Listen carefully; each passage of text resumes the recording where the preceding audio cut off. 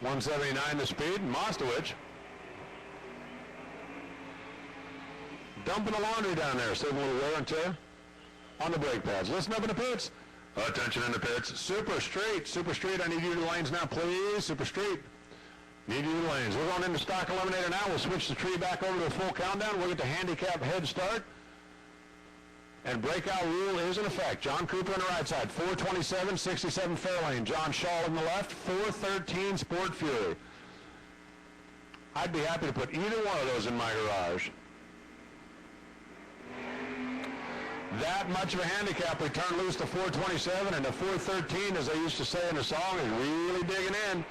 It's John and John. Finish line stripe. It's Ford. It's Dodge. It's going to be Cooper. Womp, womp, womp. Did you hear that? 1046. 122 to speed. 1011 on a 1011 for John Shaw, but he was just a tick too late. Pulling the trigger at this end. John Cooper wins. And he'll be back. Justin Lamb. D automatic. Second generation Camaro with a small block. Alden Miller. C automatic. 68 428 Cobra Jet Mustang convertible. If it had a 4-speed, it would be perfect. I mean, come on, a big block 4-speed convertible muscle car, that would be perfect. It ain't far from perfect now. Once again, a couple of really cool cars from back in the day. Lamb Chop on the left side is out of Nevada. Alden, who comes down from Idaho, and spent a lot of time here at Firebird over the years. There's the handicap dialed in. It's not as much as you might think between the small block Chevy and the Cobra Jet Ford. Closing in on the other end, little Ford, little Chevy, little Ford, little Lamb Chop. 1081, 117 the speed by 0.03 of a second. Miller had the better bulb by a tick, but his 1069 left just enough room that Justin could sneak the nose in. Lamb is one of those guys that can see 4 inches at the finish line. Dick Meyer-Henry now from right here in town. Dick's Automotive. And John Calvert. Now that is a 428 late model Cobra Jet Ford. Isn't it so cool to see the factories getting back involved, making the hot rod Camaros, the hot rod Mustangs, and the hot rod Challengers? Meyer-Henry, 80 Malibu with 305. Yeah, right. John Calvert certainly doesn't want to go back to work and tell everybody that his Cobra Jet Ford got beat up on by a 305 powered Malibu. I guarantee you he doesn't want to do that. And he's not going to have to, because by 0.02 of a second, he got the nose of that Ford out in front of the Malibu. 1035 on the 1027, 15 on an 08 for Meyer-Henry. That worked out that close at the finish line. How about a couple of white cars coming up next? The E-Automatic Hughes Performance Formula Firebird convertible driven by Brian Weber, and Richie Pauly's 68 428 Cobra Jet Mustang Fastback. That's a neat car. And that's a red light. Brian Weber goes 043 RED. He can head back to Black Diamond. Richie Pauly sailing that Cobra Jet into one more round. 1061, 123.4 the speed. 1063, 115 for Brian, but that baby was over at this end. Super straight. Attention in the pits. Super straight. We need you to the lanes, please. Lindy Lindholm now. The blue Formula. Pontiac Chantry, Larry Maxwell, the bright red 455 Pontiac Le Mans. The blue car gets the green light, the red car gets the red light. A matching light is not good if you're driving a red car. Maxwell way on the early side, fouls away. His opportunity to continue. 1177, 112 for Lindy. 1111 for Maxwell. But 197 for Maxwell, and oops. How about the evolution of the Firebird from the second generation to the last generation? Left lane is Brad Burton. Talk to his dad. I'm telling him to make T-shirts. The Mile High Flying Firebird Club. It's got at least 3 members. Brad Burton, who is the champion, the big number 1, signifying Lucas Oil World Champion, second time in his career. Dave Belli over the right side. Dave's the guy that ran Pro Stock at one time in his career. And I'm not making that up. Now making his home in Newport. Brad, who lives up in Washington, where he had to head up in that direction after graduating from engineering school. Old school, new school, Pontiacs. The old car leaves first by a half a bulbish. That carbureted 455 is out there. That fuel-injected LS is trying and trying. I'm a barista here in Linden, Washington. I'm also a volunteer EMT firefighter here with the city. 4 years ago, I was getting on to the freeway, and there was a serious rollover accident right in front of me. Everything inside of me screamed to want to go help, to be there for that individual, but I didn't know if I could, if I knew how, if I should. Anyone thinking about becoming a volunteer, you can do this. You can be there for people.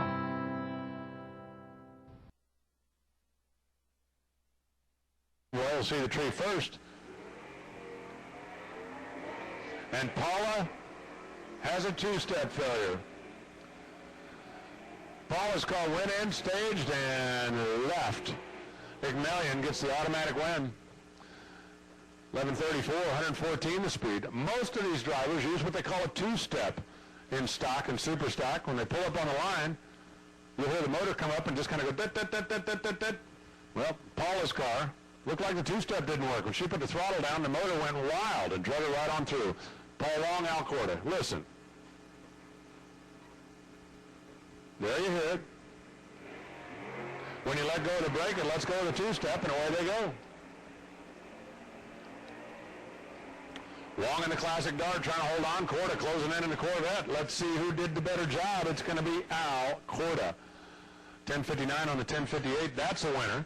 Paul Long goes 13 on a 12, so they're both +1. The better bulb went to Al, and that was basically the difference at the finish line stripe. Paul Canon, A automatic, 427, 69 Camaro. Neat car.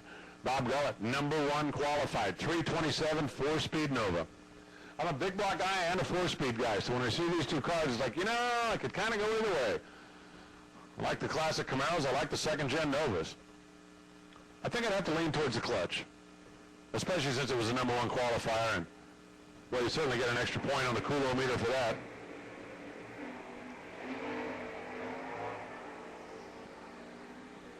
Bob turns loose that 4-speed car. Now here comes Paul driving one of those Bridgewater rides. Which Chevy's coming back? It's going to be the clutch car. 11:03, 118 the speed, 11:31 for Paul. Reaction is basically a 7th coin flip, but Bob was close to the dial, and that's enough to get the win. Here comes Mark Kirby.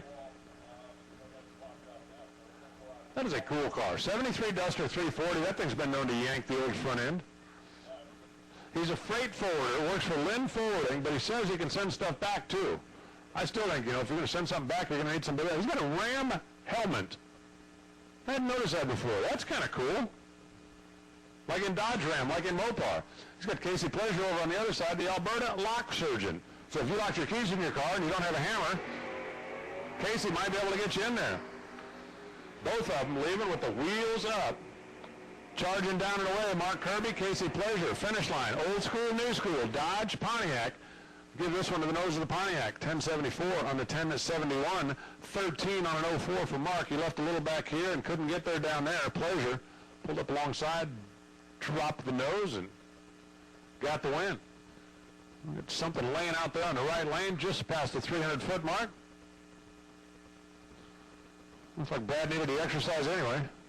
Actually, if we're doing that for exercise, we would have put it down there under the bridge. Oh, yeah, I know. I got no room to talk, but that's okay. I got a microphone. Tell him he's not allowed to go over the wall. He has to run back.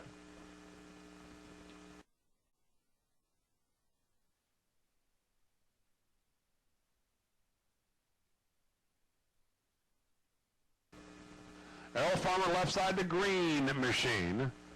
It's a 1970 model. Chad Lody's orange car, the 72. You can tell the difference a couple of ways. One's the hood scoop, one's the taillights. A little difference in the grill as well. Now, these are both 340 cars running different categories, so the orange car is going to get to go first.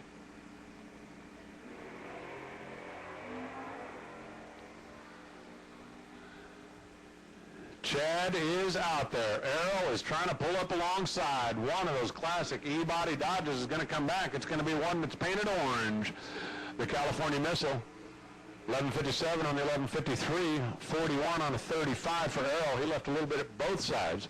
Got down there and, well, he tried to cut Chad loose. Chad wasn't falling for that. He dropped right along with him. That's racer speak for playing the game well, if your name's Logie. Kayla Mazeris, top 5 last year. Hughes Performance, 88 Camaro. Angelo Phillips, Adrenaline Motorsports, because nothing gets your adrenaline pumping like a 78 Volare. I'm telling you, can you feel the hair on your arm standing up just for me saying 78 Valari? How to discover classic cars.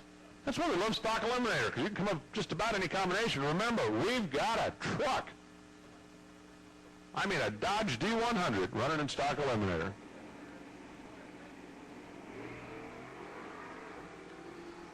There goes Angelo. Here comes Kayla. Here comes Kayla. 11:07 for the win for Angelo. 103 the speed. 11:80 Kayla Mazeras. Kayla had the better ball, but 98 miles an hour. Looks like she got down there and cut loose. Made the wrong choice. You have chosen unwisely. They bring up Dave Bridgewater. I still think that logo on the fender says Bridgewater Experiment.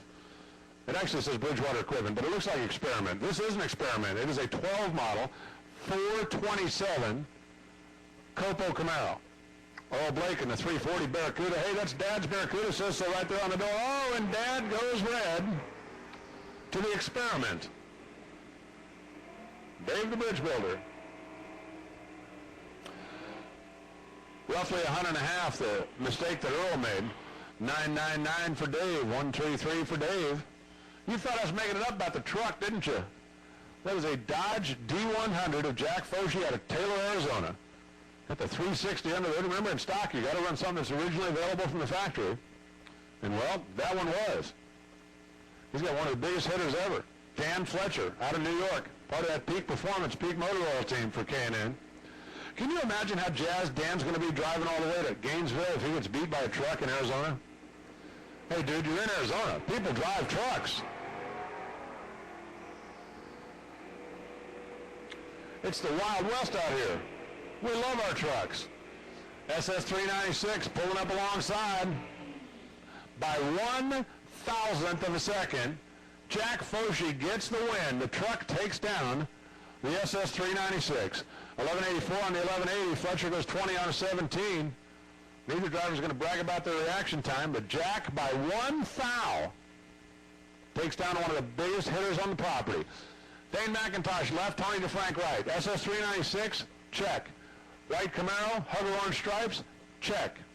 4-speed, left lane. Automatic, right lane. Which one do you like better? I know. Cool, huh? I'm not sure about the Z28 emblems on the big block 4-speed car, but maybe that's just me. McIntosh is going to go first. Let her go. Oh, and he goes red. Tony DeFrank, for his dad, for his mom, for his bro, just knocking them down. Finish line, 10:42. Tony DeFrank, 1:26, 10:93 for Dwayne, but he let the clutch out a little bit early. I told Tony down in the staging lanes earlier, I said, what's going on? Actually, I was talking to Jimmy. I said, you know what? Tony wanted to drive it, wanted to have some fun. I told him, let him go for it. I said, have you ever heard of Wally Pipp? He said, who's Wally Pipp? I said, Wally Pipp used to play baseball. He decided to take a day off, so they put in Lou Gehrig for the next 3,000 games. Don Keene, Jim Metter, letting him go. Couple of big blocks, SS396 Camaro, 428 Cobra Jet Mustang, 4-speed Mustang, automatic Camaro. It's going to go to the Mustang, 1079. 119, 10.908. 119 for Jim Metter, but Don Keene, 003 with his clutch foot, that made the difference. Hey, listen up in the pits. Attention in the pits. If you need fuel, VP is going to close at 2 o'clock. If you need fuel, VP, 2 o'clock. Plan accordingly. Ryan Mangus, small block Camaro out of Rizzoli Automotive. Scott Burton. He's the guy that's walking around the pits with his chest all pumped out because, well, his kid's the champ, and he'd be happy to tell you that. He is also a national event winner in his own right. Part of that high-flying, mile-high Firebird Club. Ryan is out there with the small block. Here comes the pilot. Womp, womp. Burton, 10:51. That's going to win it at $114. Ryan Mangus got there first by 4 hun and broke out by a couple of them. Burton really put the pressure on him with that 008 light. Ryan had an opportunity. Couldn't quite capitalize. Scott will join his kid in the next round, and that'll bring up Leo Glassbrenner. If Leo was in Denver, he could be in that mile-high flying Firebird Club, but well, he lives in California. Norm LaPointe whooped them all yesterday in stock eliminator, and as a matter of fact, he beat Leo Glassbrenner. This is the rematch of yesterday's final round, and at the finish line, this time it goes the other way. Yesterday, LaPointe beat Glassbrenner in the final. Today, Leo beats Norm in the early rounds. 1070, 114 to a 50 on a 48, 5 foul at the stripe. Leo was holding 300, and that made the difference. Here comes Mike Brand. Oh, that high fly. Hey, they got a red, a white, and a blue. I don't want to put any pressure on you, Mike, but the red and the white have both advanced. Brand, who was a number 4 finisher in last year's championship chase, and Larry Gilly, E-automatic, 69, small block dart. Listen up in the pits. Attention in the pits. Top dragster, I need you to the lanes, please. Top dragster, to the lanes, please. They are dialed almost heads up. You saw that on the starting line. Let's see what we see at the finish line. Those flying Firebirds just keep on keeping on. 16 on a 15 for Brand by 4 thousandths of a second. Takes down Larry Gilly. 4th foul. Tibor Kadar going to take a solo. He was supposed to run Cliff Hansen in a heads-up A-automatic match, but I do not see Cliff. I think Hansen may have looked at the math and said, you know what? I don't think I got anything for that fair lane. We may have had some kind of a mechanical malfunction, but either or. Tibor from right here gets that. 427 Fairlane Thunderbolt. I got to get me one of those. 1026, 129 for Tibor, and he will be back. Looks like that'll take care of that.